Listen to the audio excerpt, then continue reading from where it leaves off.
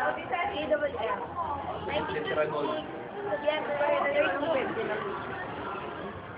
Pinagtibay na batas ng taong batas, Commonwealth bilang 184 na lubikan. Meron ka ba? Meron ka ba? Ay bilang pinatanda ang mga lubikan tungkulin niyon. 1971, pinagdaan ni Pangulong Ferdinand D. Marcos sa kauli sa tagapagpaganap bilang 304 na nagpapanauli sa surian ng wikang pambansa at nililiwanag ang kanyang mga kapangyarihan at tungkulin.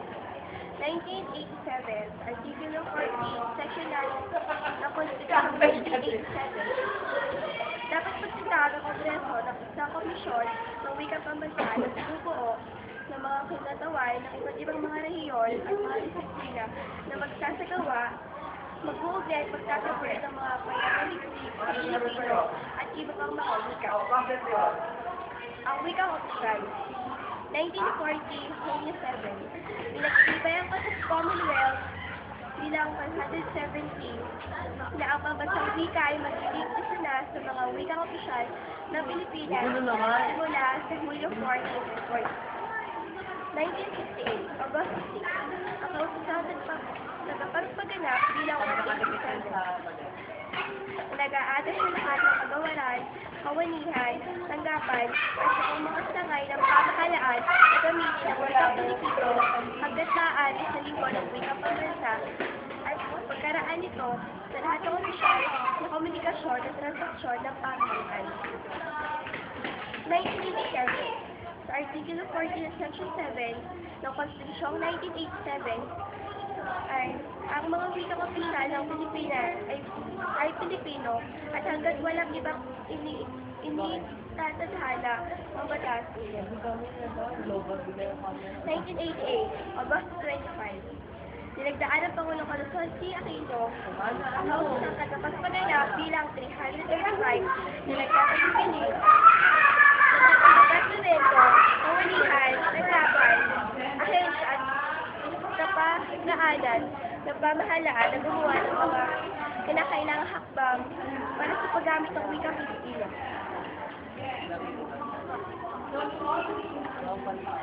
1989, September 9, nilabas ng Kalihim Guardian Stars ng Edukasyon, Kultura at Palakasan ang kausasang pagkagawaran bilang 84 na nag-aatay sa lahat ng opisyal ng DECF na iskadapara ng kausasang tagapagpaganap bilang 335 na nag-uutos na gamitin ang Pilipino sa lahat ng komunikasyon at transaksyon ng pamahalaan. Ang wikang pambansa sa edukasyon. 1940, ang Sinuan. Sa pamamagitan ng kausap sa tagapagpaganap bilang 263, ay binigyan kahit tulad ng pagpapaliktad ng isang diksyonaryo sa gramatika ng wikang pambansa.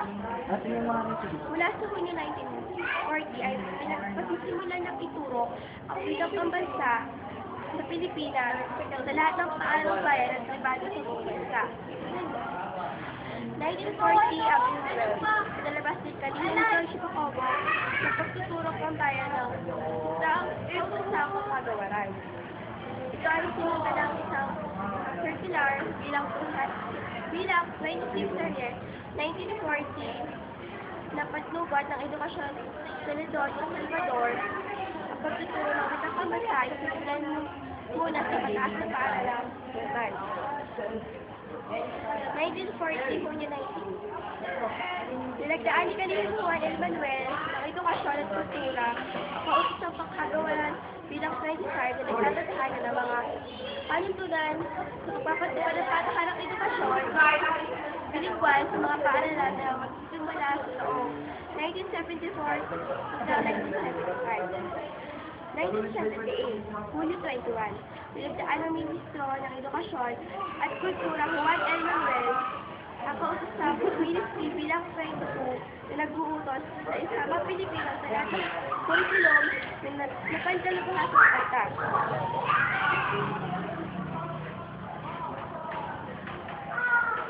1987, pinalabas ng Kalihim Lourdes R. sa Departamento ng Edukasyon at Kultura at palakasan ng kausap bilang 52 na nag-uutos sa paggamit ng Pilipino bilang wikang panturo sa lahat ng antas sa mga paaralan, kaalis-sabay ng Ingles, nakatakda upang harap ito ko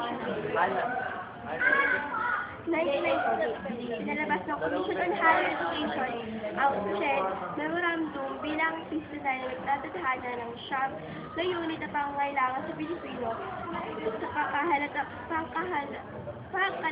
edukasyon at pagbabago ng description at nilalaman ng mga kurso sa Pilipino 1, training sa ipagtalastas ng Pilipino 2, pagbasa at pagsulat sa iba't ibang disiplina at Pilipino retorika. Ang orthography, 1987, pinagdaan ang Pag-English Arts ng Department ng Edukasyon at kultural kalakasan ng kausapang pagkagawaran bilang 81 na nagtatakda ng bagong alpabeto at patnubay sa pagbaybay ng wikang Pilipino. 2001, pinalabas ng Komisyon sa Wikang Pilipino ang 2001 Revision Orthography ng Pilipino at Patnubay spelling ng wikang Pilipino. 2006, nagsasagawa ng mga pananalistik pag-aaral, konstitusyon at hanggat walang nababalangkas ng mga bagong tutulong sa pagbabaybay, magsisilbing tutulong na pagnubay sa spelling ng wikang Pilipino na taong 1987.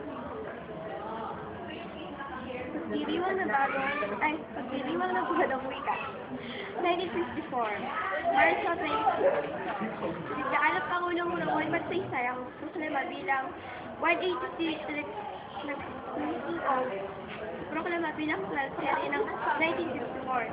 Sa pamamagitan nito, inililingkod ng pagdiriwang silinggo ng wikang pambansa simula sa ika-13 hanggang ika-19 ng Agosto. 1971, Huli 29. Memorandum City na bilang 188 na humihilig sa lahat ng tanggapan ng pamahalaan na magdaos ng palatuntunan sa pagdiriwang ng linggo ng wikang pambansa Agosto 13 hanggang 19. 1986 Agosto 12, dinagdaan ng Pangulo Corazon C. Aquino ang proklamasyon bilang 19 na kumikilala sa wikang pambansa ng napakahalagang papel sa himagsikan, pinasiklab ng kapangyarihang bayan na nagsusod ng bagong pamahalaan. 1997, Hulyo, dinagdaan at pinalabas sa Pangulong Fidel V. Ramos ang proklama bilang 1041 na nagtakda na ang buwan ng Agosto taon-taon ay magiging buwan ng wikang Pilipino at nagtatagupilin sa iba't ibang sangay tanggapan ng pamahalaan at mga paaralan na magsasagawa ng mga gawain sa ugnay sa taunang pagdiriwang.